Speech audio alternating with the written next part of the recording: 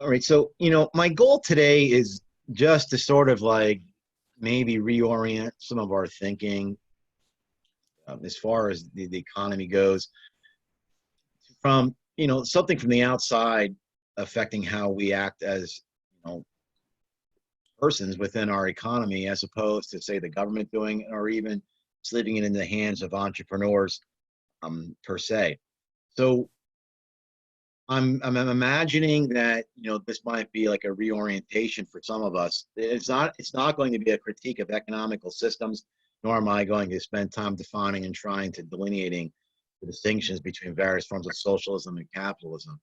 Um, but what the emphasis is going to be that really the impetus falls on us as individuals. We always have the opportunity to do what's right, regardless of what system that perhaps we're trying to navigate in. Politically, I've always been independent, at least, majority of my adult life. But in reality, my opinions on the political sphere from my friends who are capitalistic, more maybe, conservative in their political ideologies, they find me to be quite liberal. Um, and my friends who are on what I would call the more liberal ideology side, especially my friends over in Europe, find me to be ultra conservative, which is sort of humorous in a way. And that doesn't mean I'm not one for just compromise. So that doesn't mean that somehow the correct vision is in between the two.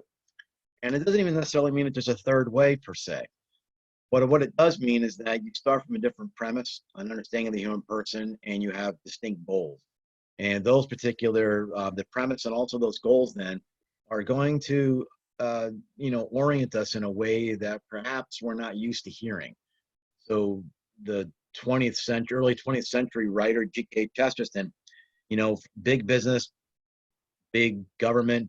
The problem was they were big, and he called them Hudge and Grudge. And he said, "What's the difference between the two of them?" And there isn't a lot of difference. So we're going to like start to work towards that a little bit. At least what he meant by that. Let me say it that way. Now, when you come to the book of James, the Epistle of James, it tends to be one of these dividing things, per se, in fact, how it's interpreted between, I would say, Catholics and some Protestants. That's a very large group, and not everybody has the same ideas within that. And which is why I don't even like the word, but I don't know how else to talk about it. So there's always been this connection between faith and works. How does a person who have faith does it not show up in what they do? But does what they do have any impetus on their faith? And what's the connection between these two? So there's always been this dichotomy that people have been trying to work out between love or between works and faith. So I just kind of played off of that and said, let's pretend that those works are basically works of love. How does that compare then, with those that profess of faith? So this phrase or this, Bible verse, you don't have to be a theist, you still don't have to be a Christian to think this is a good thing, right? So if somebody is ill-clad or they lack daily food, and so you just say to them, "Go in peace, be warm, and be filled." In other words, the equivalent of today saying, "I'm going to pray for you," or "I'm going to keep you in my thoughts." If you don't give them what they need for their body, what does it profit, right? So you would like to think that on some level, people that have a religious, faith to express, it should be very clear on what their views are on the economy and who those they are helping. So there's a place for the government to help individuals that individuals themselves can't help others. In this COVID-19, you see that going on, right? There's plenty that no individual is going to be able to do some of the things the government has the ability to do. And by the government, I mean whether it's the state level or the federal level. But then, too, there's going to be certain things that the government cannot do effectively or efficiently, but as individuals, we can do. So that was the whole principle of subsidiarity, right? That the higher community should interfere in the inner workings of the lower community. The lower community should always be able to rely on the higher community if it needs some sort of help and assistance. So we're sort of there now. And if you remember a while back in one of our classes, we were talking about like what makes us one. Like when we say that we want to be one, what in God's name does that mean? But one of the things that did make us one was the opposition to like an outside, threat. So at the time, I used 9/11 um, it brought everybody together, at least within the United States.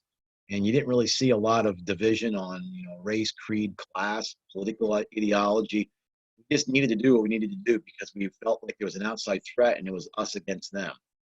Now with COVID-19, we're kind of up against this again, although unfortunately we still see so much of the political wrangling going on. It's enough that, just I shut the news off. I don't bother listening. But even with this, you see some really good people stepping up, right? So perhaps high school students that are obviously have a little extra time, maybe they can write letters to people in nursing homes. Maybe they can go around and find out who the elderly are in their area, see what do they need without, coming into close proximity. Can I pick up groceries? Can I do this? Can I mow your lawn? All kinds of things. Things that, that there's a lot of needs that the human person has that a government can never satisfy. One of those is that, just the caring and the love. It's not something that the government's there to give. It should only provide the structure for us to do it. But we don't have to wait for anybody else to do something. We can do it ourselves. So, we're trying to figure out a way to, like, in an economic terms, then how does this work out? Do we just rely on the government to take care of individuals? We can't do it ourselves. So how does this play out? I guess my whole point, if there's an overarching point to what I'm going to make today, is that if you left capitalism, even, good entrepreneurship on its own to take care of it, it's not going to be able to. If you just allowed government programs to take care of it, they're not going to be able to. There's got to be something else that comes to the fore here. Now, it's like a real 2-minute history. We see an inequality economically right now. The article that you were to read says that it's getting to the point where it might be close to the same types of economic equality that existed during feudal times. We'll see about that. But when the feudal system, when you had, whether it be the monarchy, the lords and ladies who had access to land and properties, and then even the lands that that they didn't work themselves, they simply allowed the people on it, the vassals, to work their land, and they profited from that. So there was a real stark division. You didn't have much of a middle class. You had basically, we'd say, the haves and the have-nots. So when capitalism came in, you started to see individuals having access, at least through their work, to certain funds that can give them a type of life that perhaps they otherwise wouldn't be able to attain. So it might have worked for a little bit, but for whatever reason, you start to see a gross injustice arising again. So the people that have access to capital are quite frankly becoming very rich, and then those not so much are suffering. So a little side note here, like, in other words, we only think of economics in terms sometimes of what people have, like their monies and what they have available to them, how much they have in a bank account, the size of their house. But the problem with these injustices is that they go across the board. So I share with you that I teach bioethics and medical ethics. And I was reading an article this morning by a medical doctor who's also an ethicist that said, we're going to have a problem here with what they call pandemic triage. In other words, in wartime or on the battlefield, the medic might run out, and he's going to have to make really quick decisions on who gets care and who doesn't get care. Under normal circumstances, many of those people would have lived, but they're not in normal circumstances. They're on the battlefield. We can only take care of the people that we're able to take care of. That's unfortunate. So people who are dying or will die otherwise live. So in Italy, they've already had some of this going on. And in New York, you're going to see some of it, happening again. Now, medical professionals aren't trained in this, so they don't quite know what to do. But they're going to have to care for people and determine who they care for. They're going to come up with some criteria to do that. Now, here's my point through all of this.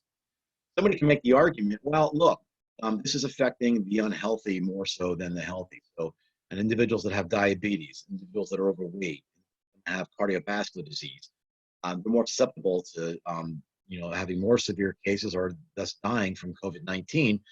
So if it comes down to helping individuals who are healthier as opposed to somebody who's not as healthy, where do you use the medical equipment? Now that seems like that kind of makes sense on a certain level, right? Because it isn't just crass consequentialism, but you got to do good with what you have. There's an injustice that underlies all of that sometimes it gets missed. People that have, not always, we're not talking across the board here in a blanket way, but people that have better health oftentimes have better access to health care. That's based on an inequality that has a financial underpinning. Um, People who have better diets are healthier. But if anybody says that you don't have that it doesn't cost more to eat healthy, has never paid for their own food. It costs quite a bit more. Um, I guess that you could be a strict vegetarian and just gnaw on carrots and celery and have some beans and such. That is not very expensive, but that's not the typical diet that we would have. So anybody who shops at places like Whole Foods or Wegmans and such, um, do this. I did this just because I thought it was true. I went to a Wegmans and just went to the parking lot and I looked at the type of cars that I saw there. And then I drove to the Walmart in the city and looked at the cars there. That'll give you an idea of who shops where. And it's not just a matter that they don't have access to it. So there's an inequality there too. I'm not saying that those are just healthier foods, but you get the point. Um, People who can, take, say, exercise. Now, I know you can go to probably like Planet Fitness for 10, $15 a month or such, but individuals who have gym memberships, or this is within a document that you read, I think, and maybe not, I read it somewhere else, or individuals who perhaps, go to the YMCA and stuff, you could be talking, 1,200 bucks, a year in membership fees. A person who's struggling economically is never going to consider that. Plus, they don't have the time. They're working two jobs, perhaps. So, inequalities is not just, it's hard to fix this, right? And I don't know how the government could just step in and do that. I don't care how well-meaning they are. I don't know how they could just step in and fix that. Well, I don't think they could. And I don't think that if you left entrepreneurs on their own, that would be their major concern. So we're going to have to find other ways to do this. And that's what I'm trying to get at here. So I want some discussion on this. Have you guys ever heard the phrase that, economically speaking, that all boats rise with a rising tide? Have you guys ever heard that before? Do you know what it means? In other words, don't beat up an analogy too bad, but think of an ocean, a water's level. Let's just forget about an ocean. Let's just talk about a lake, right? Level. And if you want all the boats to do better, and by doing better, we're saying analogously, higher. Well, then you just raise the level of the lake. Small boats and the big boats, aren't they all going to rise with the water level? So some people make the argument that, that's how it works in the economy. If you can just get a more robust economy, which we had, quite frankly, up until a few months ago, it was probably the best economy that you may ever see in your life. I hate to be dismal, but it was the best economy I've ever seen in my life. So it's unlikely it'll get doubled, but everybody does better. So let's do like a both sides essay here. There's something good to that, right? There's something good about a good economy helping everybody positively, but there's also something bad about it in the way that it can create more inequality. So what do you think about that? Give me some opinions.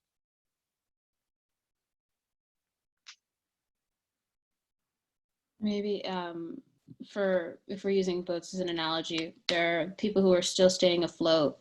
They will rise higher with the rising tide of the economy. But people whose boats have sank, who are below the poverty line, there will be a larger gap between the two, which will cause even more problems, like relating to healthcare. If you have better health, you have like more money coming in, you have more opportunities to eat healthier. Whereas people who are below the poverty line, as grocery prices rise, they still won't be able to eat healthy, so that makes their health decline, and it's like a domino effect. Yeah. Okay, good. Good, Lauren. What else?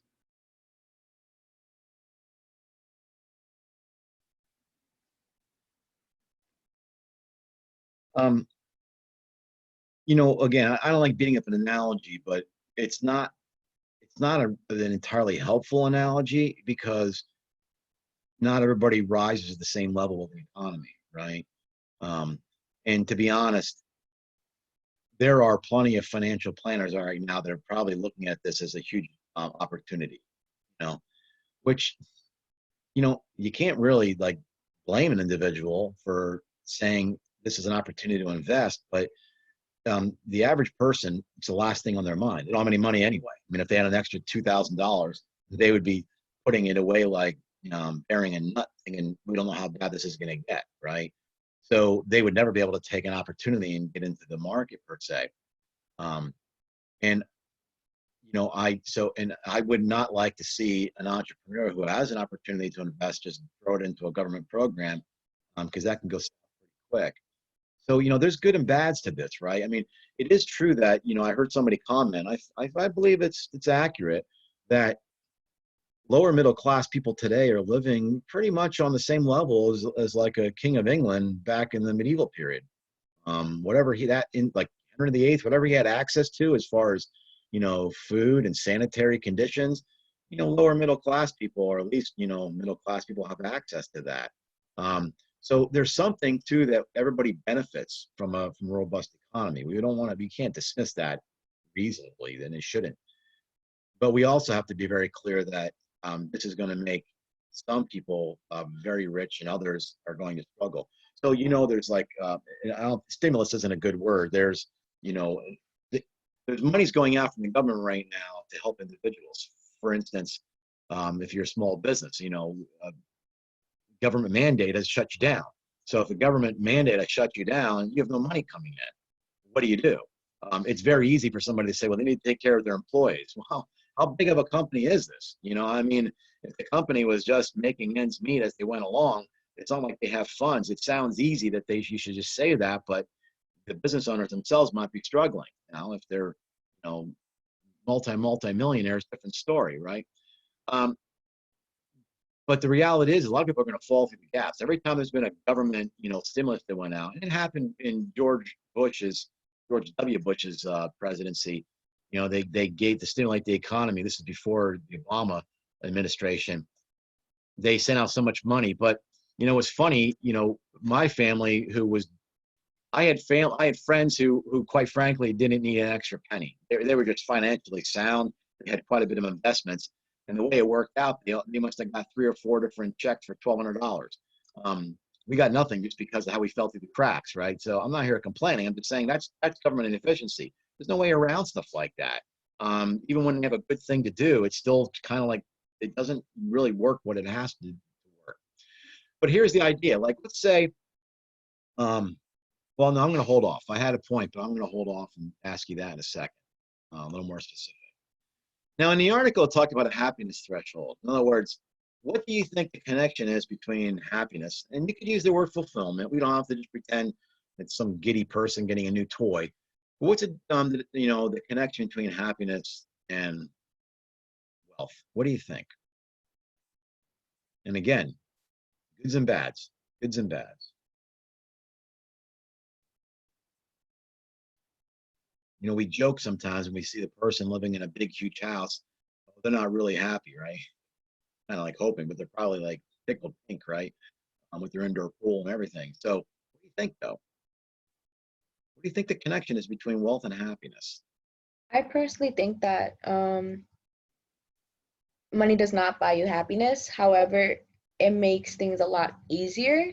There are less worries. Like, for example, if you were to talk in the analogy through the coronavirus, for people who are not as wealthy and are below the poverty line, they're worried right now about how to keep up with the bills, buy groceries, taking care of their kids. But if you were to talk to a wealthy person, they're not very concerned because of the fact that they most likely have a big house, so they're able to have everyone's able to have their space.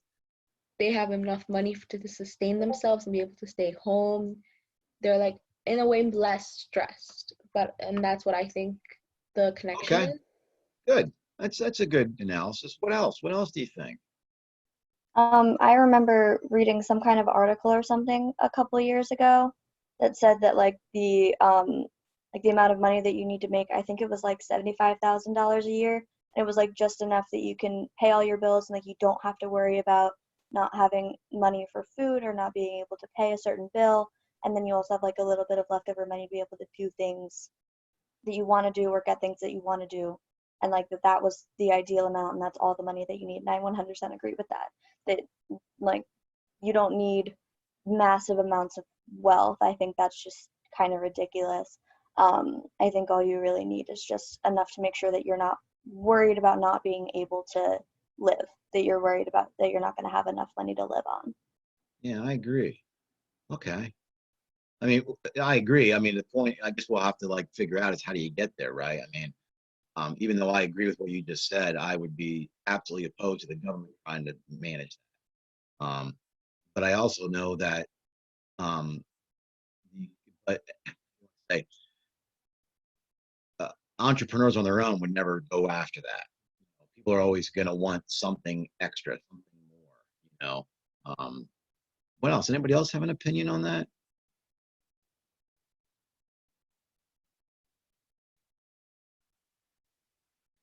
The article tried to make the point, I mean, and it was the focus of the article, but it tried to make the point that once you do meet basic thresholds, that money then to a certain degree becomes a detriment to happiness. You know, now it's hard to kind of like frame that because people that, go on really exotic vacations are going to have a, it's hard to understand that, well, that seems pretty happy to me. But you tend to, you have to, that money has to come from somewhere and it has to be protected in a certain way. I've already shared with you about my mom's, the gang in my mom's neighborhood breaking into their house and not finding anything. How neat would that be? Could you imagine if somebody broke into your house and they left, didn't find anything? There's something to that. That's a happiness that money can't buy. You're not worried about them still. I mean, they weren't, I guess you still say, well, I'd like to have my photos. I'd like to have some mementos, but they weren't there stealing memories. They were there stealing.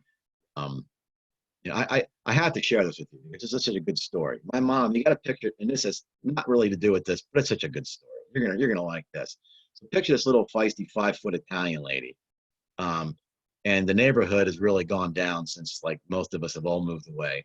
And it's different. It's a different neighborhood. So what, there might have been fist fights and every so often a knife now, more violent and such.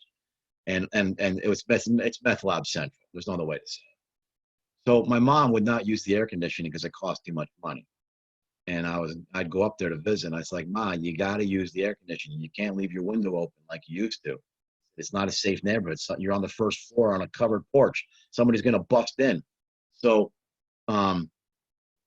she goes, well, no, I'm not worried, Stevie. She goes, look, and she had in front of her window, and we had those old windows. I don't know. Does anybody have windows that you had to like use a stick to keep them up? Does anybody have grandparents that had that? I mean, it wasn't like the windows you see today. The window wouldn't stay up unless you put a stick in it, right? And that's how we grew up. So my mom had this big statue of the Virgin Mary on a little bench right in front of the window.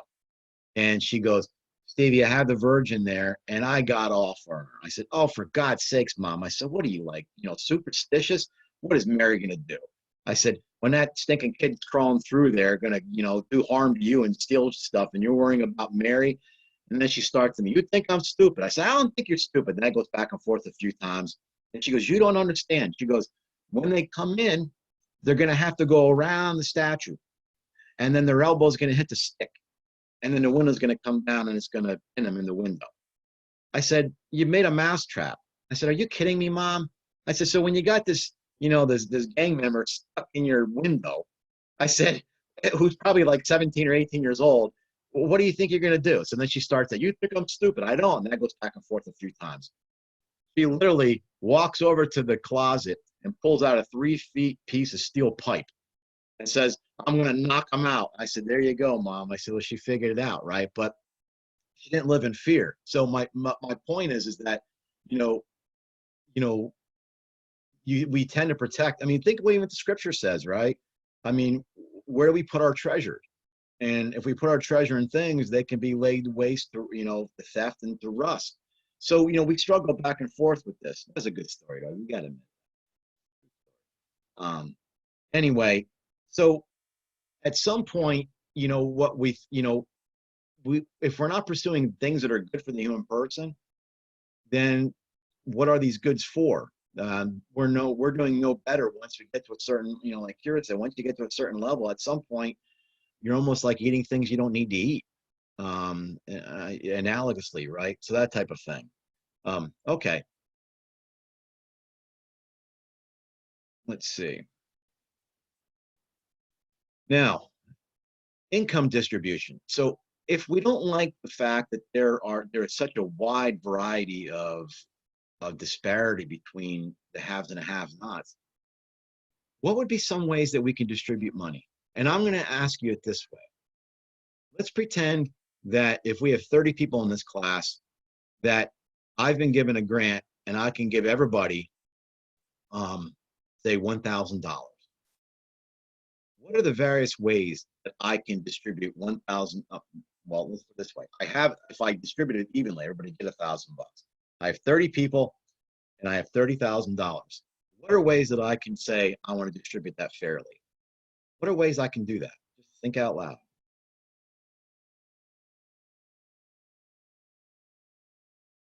I mean, fairly, you could just do 1,000 each person. I could. Just if I could just say everybody gets $1,000. There's no other way to do it, right? Mhm. But not everybody contributes the same level, right? In a classroom. What else? What other ways can I do it? You're right. That's one. No, there's no arguing that. Well, the term fairly is usually equated with equity rather than equality. So rather than giving everyone the same amount of money, if you distributed it with equity, it could go to maybe who needs the money the most. So everyone Okay. might get a different amount based on their needs. There you go. I could probably talk about needs, like at the college level, needs overall. That's good. I mean, she's right. Equity is a different way to look at it, right? Equity is not equal. What if I did it by grades? Hey, That what if that wouldn't necessarily be fair because everyone learns differently. So if the reading and lecture series doesn't work for them, then their grades will show it, rather than if they're a tactile person who needs hands-on experience to learn. So that wouldn't necessarily be fair. Well, yeah, I don't disagree with Lenora. At this point, I'm just trying to say what options would we have, but I don't disagree with you whatsoever, right? Because that would kind of fall back into, I mean, like, what if we did it by SAT scores, right? I mean, we could have a few arguments. Back, Lenora would probably, immediately point out that everybody has, the same aptitude for those types of scores, but everybody doesn't have the same background, right? In other words, I taught it at a private Catholic high school. I saw students getting, prep grades. I saw students paying $2,000 for tutors, and then coming to me and saying, "Hey, did you see what I got on my SATs? Or did I, I'm glad for them, but I also know, well, hey, you did have a little bit of help there, that kind of thing." So that wouldn't be a good way to do it either, right? I mean, so we would struggle, but you could see though, this is the problem with governments distributing funds. How do you do it? And there's always going to be somebody that can game the system, right? So it would be very inefficient and it would be unjust, I would think. I also don't think that just giving everybody the same amount is going to do it, because everybody's not probably going to contribute to the same level either.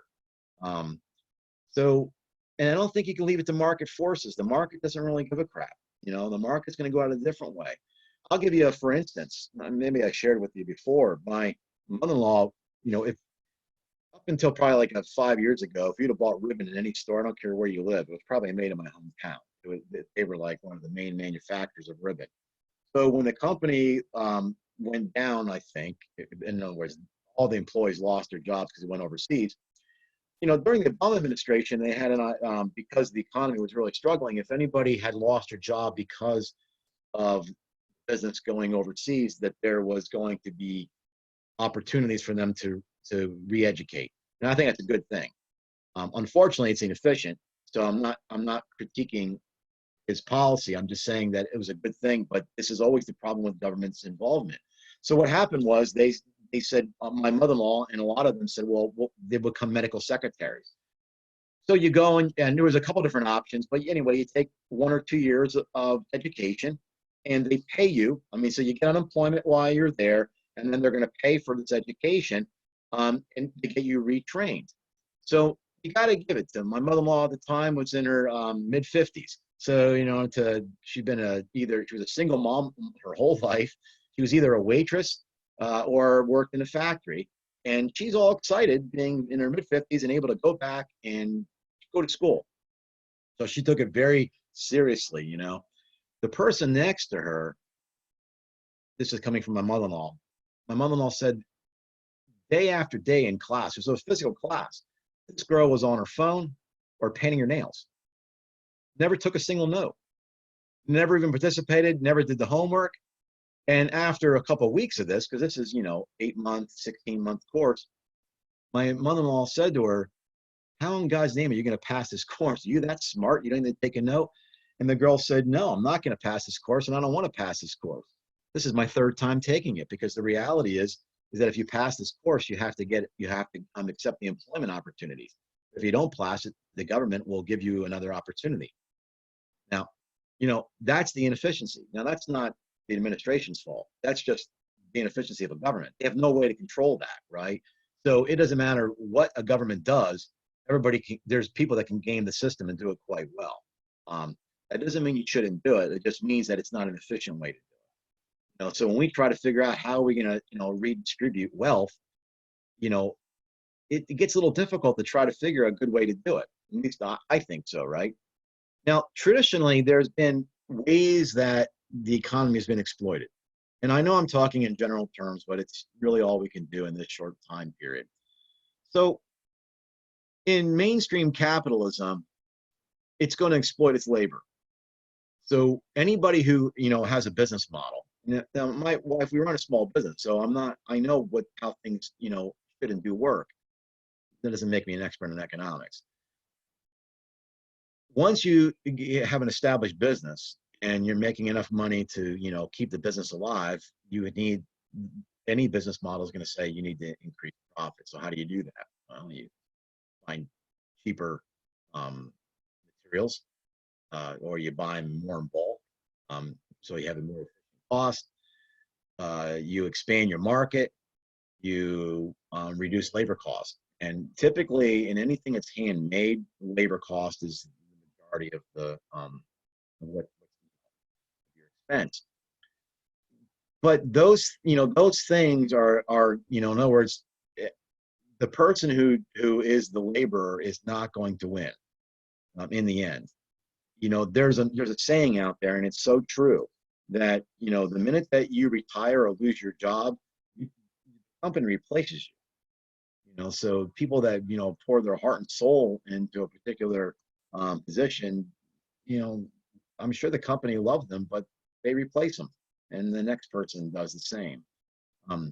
So there's critiques about that, and we could spend a lot of time on that. But Marxist socialism, what they do in essence is they take what's recognized as a disparity in income between classes, and they exploit that. So rather than exploiting the worker in a sense that profit will be made from a capitalistic point of view, the Marxist is going to understand that we're going to try to use that frustration as an impetus for revolution, whether it's an economic revolution or such. At least that's been the case. So both of these are I don't know that they start out from the Catholic social justice standpoint. The idea is that everything begins with the person. An economy exists for the human person. A human person doesn't exist for an economy or in a system. So if the economy doesn't meet the needs and the goods, genuine goods of a human person, then there's something wrong with the economy. And if the economy is going to either reduce the human person to nothing more than in other words, there has to be some incentives for individuals. But also, we just can't let free markets reign. Neither of those systems are going to end up in a very just situation with the human person. As a matter of fact, maybe there's nothing out there that can really create the system overall, which would be my critique of it, right? But our concern from a Catholic social justice standpoint is that when we see inequalities, now again, not every inequality is depending, and it's a lack of equity. Sometimes there's justice there, but overall, inequalities tend to lead to injustices. And when there are injustices, we're going to have a lack of peace. And that's going to affect individuals. Like today, I don't ever want to sound crass. So if people are struggling with what we're going through now psychologically, I do understand that. It's a little hard for me to understand why this is such, I mean, if it's a financial burden, there's a certain underlying fear. But I was telling my kids, I said, the way that we are right today, this is like growing up in the 70s. This is what the 70s was, only now we have internet. I mean, you just didn't do more than you have to do. So I wonder sometimes, like, if this isn't a good recentering for us as an, with an opportunity for us to kind of see again what's important in our lives and what's necessary. And then when this whole thing is done, wouldn't it be great if we can kind of keep this up a little bit and not have to buy more than we need and go to the grocery store every 10 days, you're fine, that type of thing. Now here we're talking economy, right, though? So we're trying to figure out, how do we do this? Because if the Catholic Church is going to say, and by the Catholic Church I'm talking about its intellectual history, and they were on top of this before you think they have nothing to say economically. I already talked to you about rerum novarum. There's so much within here, especially what I'm referring to. A lot of this comes from John Paul II's Pizza Mutanos. There's a lot of the philosophical and intellectual history that backs all of this. So I don't want you to think this is just 20-headed people in Rome that are started throwing out, ideas. This is grassroots stuff. It really is. So the Focolare movement, there's different economic movements within the Catholic Church. One is, which we're not talking about today, is Dorothy Day's, social worker movement. So we've already spoken about Dorothy Day. The Focolare movement started in Argentina with this woman, Chiara. Chiara. There's different ways that this manifests, right? So when I do this on a graduate level, I always have one or two people that spend a lot of time researching it, and they come back to me and saying, these Focolare communities sound like cults. Okay, this is really up to the individual on how you do this. This is not regimented. So there are people who want to live together in communion, and they do pull all the resources, almost like in a mini communist type situation. But it's not communist because that's the political wing of socialism. It's that they've decided. It's almost like they decided to live in as a family. But you can't do it very big. These things have to be very small, because anytime you get too large of a group, there's too many varying interests. So, when you have a Focolare community, you're talking 20, 30, 40 people. After that, it's too big. So it's not a cult in a sense, because there's no in and outs, that type of thing. But they have two. I'm going to try to explain how this can be applied in any business. You can just be a normal business, and I'll explain how a local business near me who does not use the Focolare method pretty much still mimics it in a way, right? So they have two principles. One, that we're all one. But see, this is not the same thing as like when I was critiquing John Lennon's song Imagine, that we all can live as one. That has that sort of, ethereal, vague notion of compassion. This is like, what can we do? In other words, we're trying to connect our actions and our beliefs. In other words, we don't want to leave the person on the side of the road and say, be well, I'll pray for you. How do we work this? But we also not going to rely on the government to do this, and we're not going to rely on just entrepreneurs, although they are needed in this, right?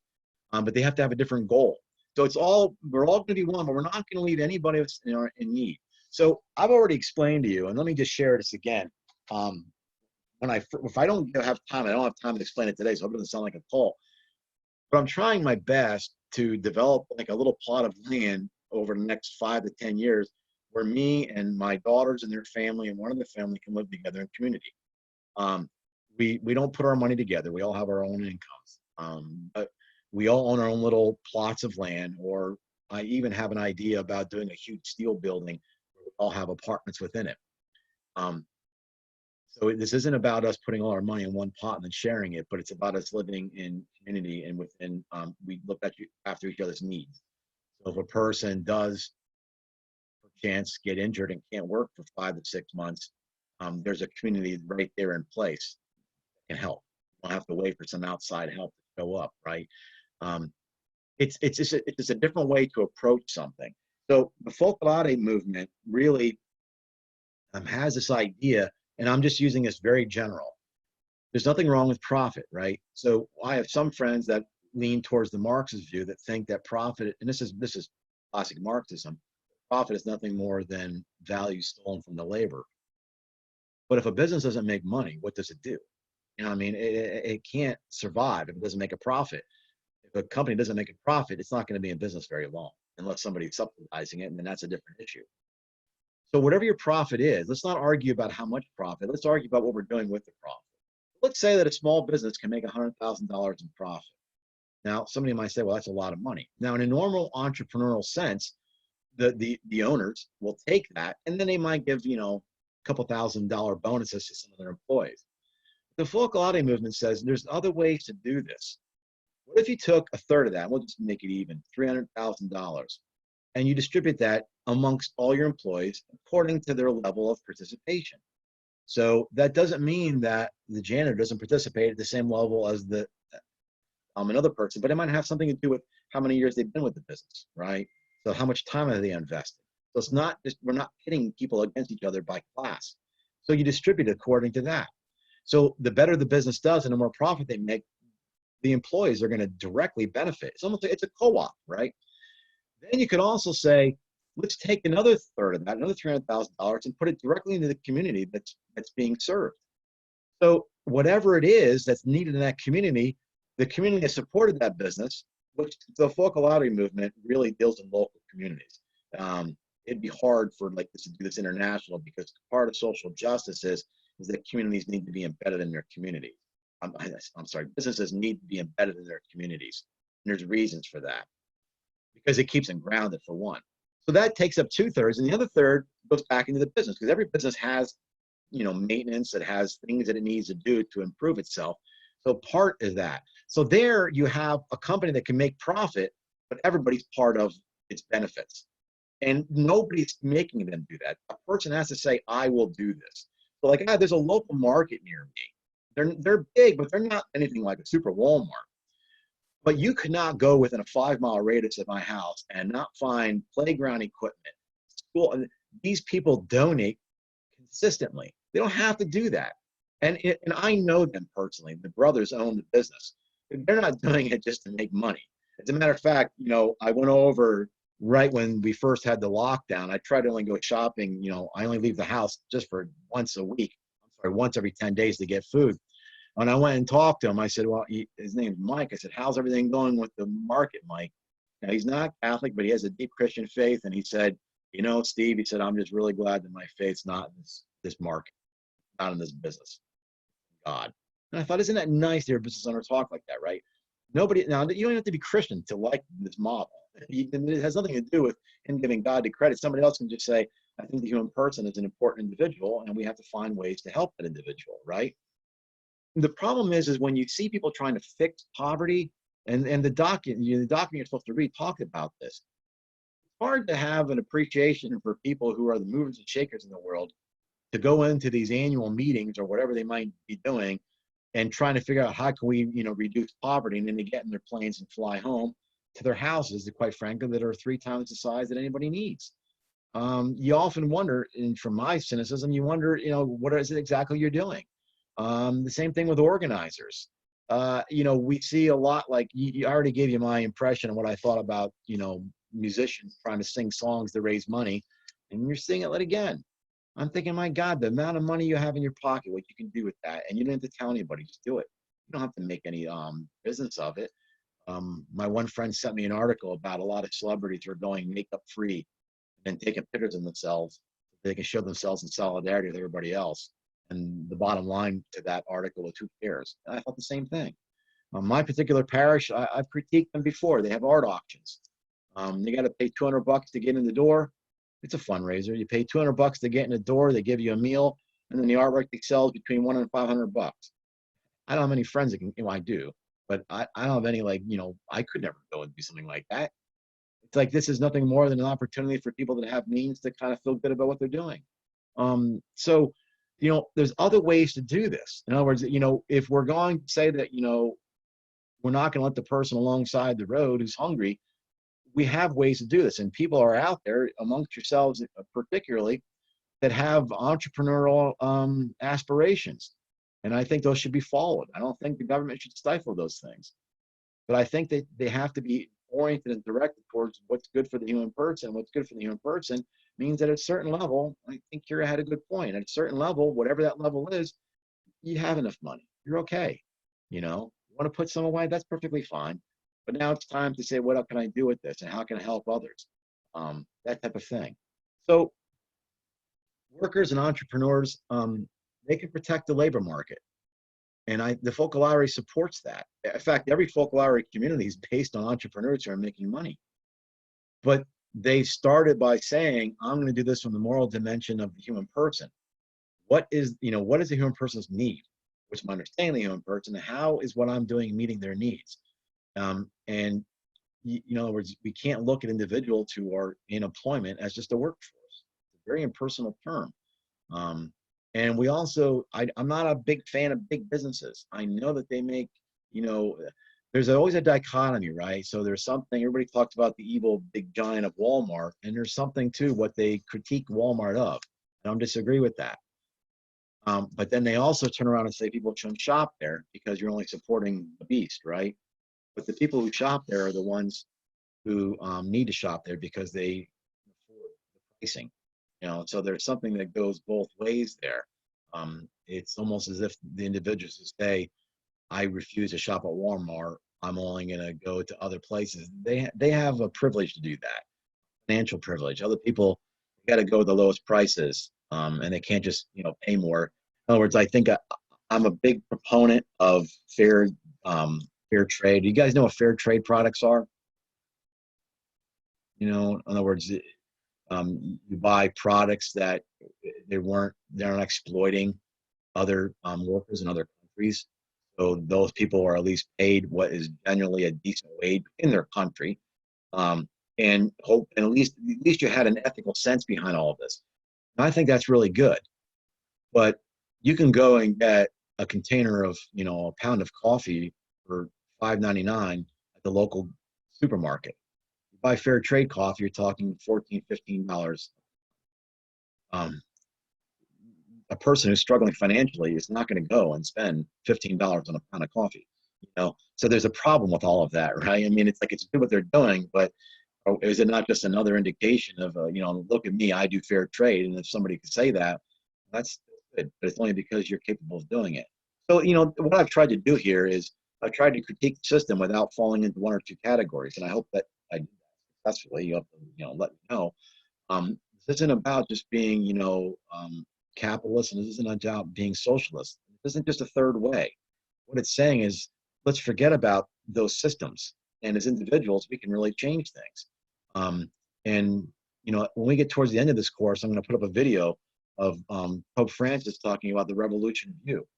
In other words, we always think that we're insignificant, but each of us is just a little postage stamp here on this screen. But if 30 people, imagine, you live differently, how you can affect others, and those people affect others.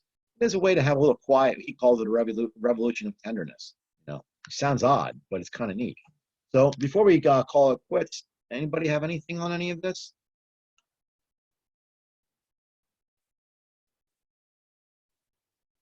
I hope I didn't come across with too much ideology. It's always my goal. All right. I'm going to get off and get right on the other link. So if you guys need to talk about anything, just follow that other link. And if not, I'll see you guys on Wednesday, right? All right. Have a great one. Thank you. Thank you too. Thank you. Have a good day.